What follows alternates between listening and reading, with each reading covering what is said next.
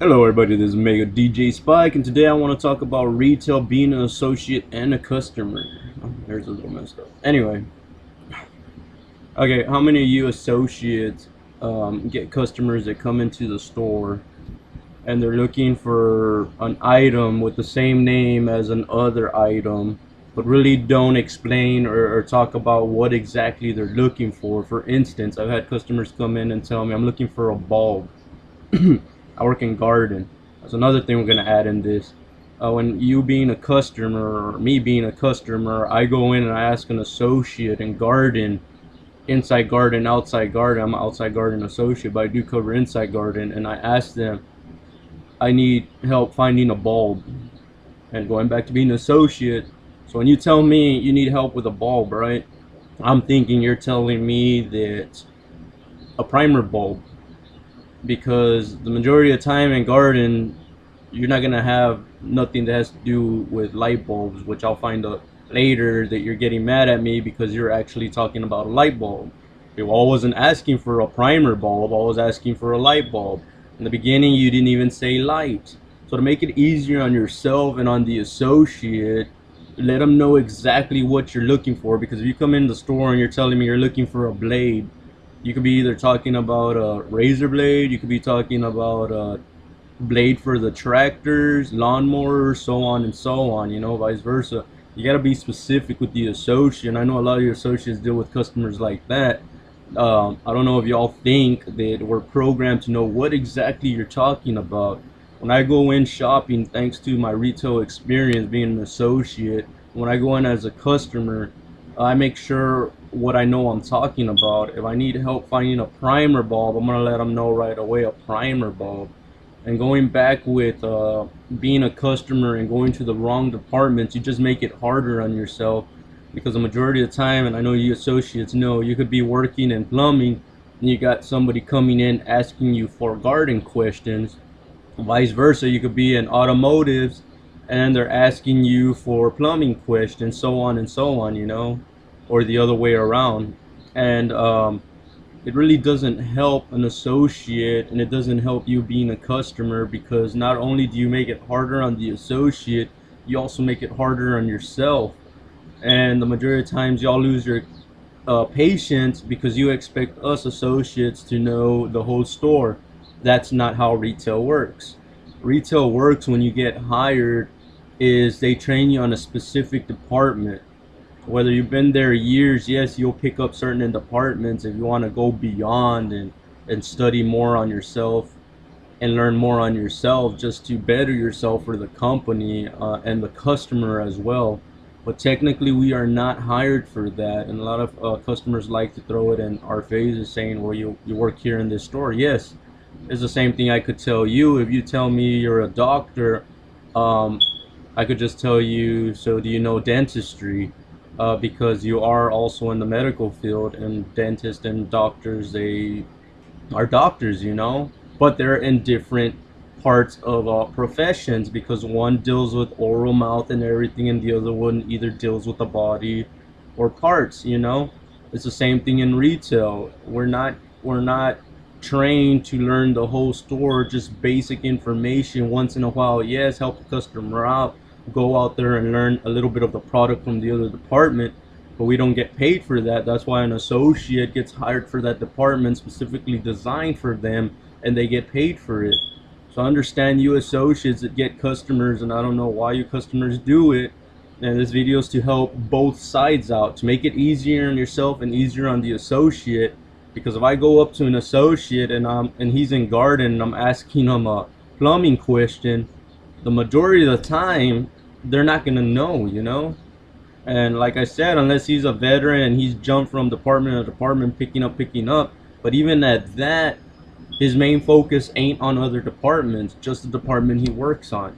So it'd be easier for you once you walk into that store just to go to the designated department. Now if there isn't an associate there, or they say somebody called in, the majority of the times they'll get you a vet that knows a little about the department himself, you know. But we're not computers, and I understand y'all get mad, oh well, somebody That's why you should hire more associates. Somebody called in, I heard, blah blah blah. We're all human. Everybody's gonna call in. I'm pretty sure in your job people call in too. Either you have to pick up the slack or let them know if they could come back the next day because that so and so person's missing. It's not easy in retail. The reason being is because retail doesn't want to spend so much on associates. The reason being is because we are humans, and the retail stores are not going to tell you, oh, associate could take so much stress, and so on and so on. That's the reason why they're bringing in, when you think about it, that's the reason why they're bringing in more machines. They're trying to make it easier on the store and easier on the customer. I know a lot of you cashiers notice the self-checkouts. You're seeing less cashiers and more checkout machines. The reason being is because being a cashier, and I worked as a cashier, is actually more stressful than an associate on the floor, because you got to put up with the customer when y'all get mad. And yes, I will get mad. I'll get mad also if the prices are wrong. But they have to, now I'm telling you from the cashier's point of view, they have to deal with y'all getting mad at them. The majority of the time y'all throw stuff. I've had that. And I have nothing to do with what happens out on the floor, you know. And the majority of the time y'all start cussing. The majority of the time y'all lose y'all's tempers. Either the price was right, the price was wrong, so on and so on. Yes, I would get mad too. But you gotta understand, we're human. I'm pretty sure you wouldn't like it if you had nothing to do with the mistake that happened out there. Even though we work in the same, even though I work in the retail store, the same store that you're shopping in. But like I said, everybody has their own department. Cashiers have nothing to do with what happens on the floor. And I understand, yes, they work there, I work there, so on and so on. But their job is not to be on the floor and to correct things. If you want to get mad with somebody, get mad with the associates on the floor, which I wouldn't recommend either. But the associates do have the fault. So that me being an associate and a customer, yes, the associate does have the fault, but the cashier does not have the fault. Are you seeing the picture? The picture here.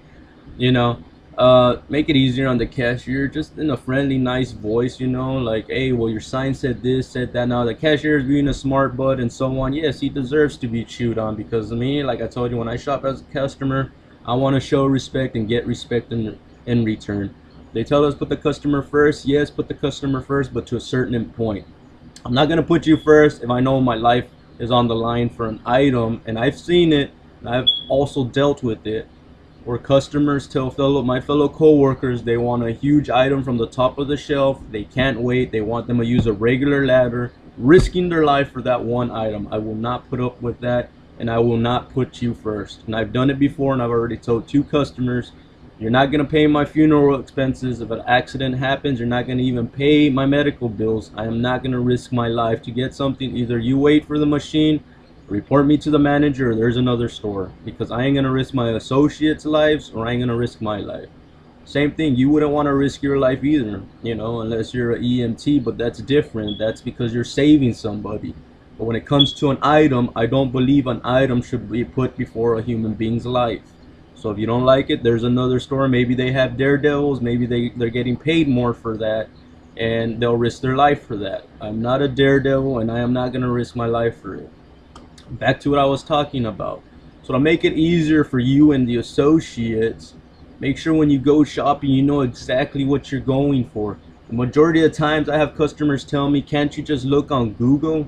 Okay, one, I got so many stuff going on throughout the day, okay? Not just me, you fellow associates as well. When you tell me, go look in it on Google, why do I gotta waste my time to go on a computer either I don't have or have on me and find an item that you should have already been aware of, or something that you should already know what you were looking for, and so on and so on. But when you tell me to Google to research for you, my job is not to research for you, but to find the product for you that we carry in the store, that we could order online for you, that you already know what you want. Now if you come to me from talking about chicken scratch and start making up a whole list of what I gotta research for and do, that's not how we work. Because you gotta remember, there's 1 associate or 2 associates in the department, and we got like 10, 15, 20 people in that same department. You're not just making it harder for yourself, you're making it harder for me. And then I'm getting customers over here, and I know you associates go through it. You get customers over here just right beside you, literally breathing on you, throwing spit at you, and making noise because this customer over here wants you to do his whole work list that he should have done at home, bring it to you, and you could quickly serve him. When they tell us product knowledge, people, they mean the product that we carry in the store and the basic product they're talking about. That's what they tell us when they hire us. If we got to learn our product knowledge, meaning the product, the basic product of how it works, how it functions, not when it was created, not who distributed, not how every compartment inside of it works, components I mean, inside of it works. No, it's just basic product knowledge. Now when you come to us and you expect us to know it from the get-go, you know, from the whole thing about it from the beginning, it's not gonna happen. There is Google, or you could go and Google the manufacturer of the product, but I will help you with basic knowledge. That is my job. That's going beyond, you know, learning more about the product itself, not about how it was made, manufactured, who sent it, what day it was patented, so on and so on, you know. That being said, how many of you associates get a customer coming in and they're like, where can I find this product? And you tell them what aisle because you're busy with another customer. You see them go and then they decide to make a U-turn and come back and they're like, I couldn't find the product. But you don't want to be rude and be like, I just saw you, you didn't go inside the store, you know, you just did a U-turn and came back, but you don't want to be rude about it. Go ahead, if you have to, hold the customers by the hand. Yes, I'm being sarcastic. Hold them by the hand, walk them in the store and show them where the product is. You, the customer, when I go in, yes, I want to be serviced. But if I see an associate busy, there's no need for you to rush me. Because in the beginning, you should already know what you were looking for, or a basic simple question, where can I find the product at? Don't expect the associate to just leave, for us to just leave another customer and specifically start kissing your feet. Not being disrespectful, but the majority of customers are like that. Not to start kissing your feet and just to serve you. It doesn't really work like that. We are not robots, we are human beings. Another thing they tell us in retail, not to bring our personal problems from home to the store. I believe, and me as a customer when I shop, anything that happens on the outside in my personal life before I enter that business, I make sure it stays out there.